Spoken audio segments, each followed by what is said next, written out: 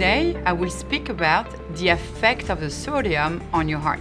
The way salt affects your heart is by retaining water in your body, in your legs, around your heart, by your lungs, and eventually causing high blood pressure, which in turn increases the demand on the heart to work harder. It also leads to stroke and also leads to kidney disease and heart failure.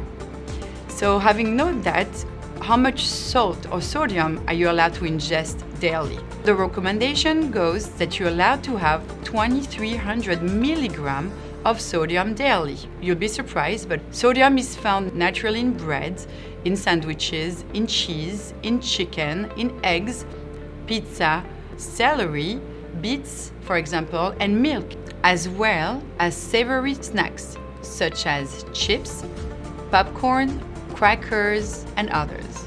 So the fact that you're ingesting sodium daily without realizing, and it's already adding up to the 2,300 milligrams that you're allowed to have, you have to be very careful not to use a salt shaker to add more salt into your diet.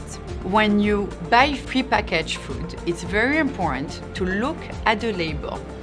This label, for example, of beans, half a cup of this type of bean will already give you 360 milligrams of sodium. So be mindful of that. Washing your canned food also washes away the sodium by 40%. If you go to a restaurant, look at the nutritional information. Another way to control the amount of sodium that you're having daily is to eat home-cooked meal.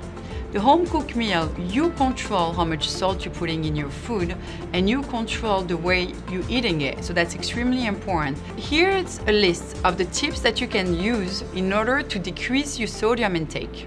Number one, read the label packaging. Know that the limit is 2,300 milligrams daily. Number two, cook at home. You control the amount of sodium and salt you put in your food. Number three, instead of using salt, use onion powder, garlic powder, paprika. There's an array of spices that you can use to flavor your food without having to poison it, so to say. I treat patients all the time with high blood pressure, and after changing their lifestyle, decreasing and being mindful of their sodium intake, their blood pressure is lower, they feel better, and eventually decrease their risk of developing heart disease. I want you to all have a very healthy and long and good cardiovascular life.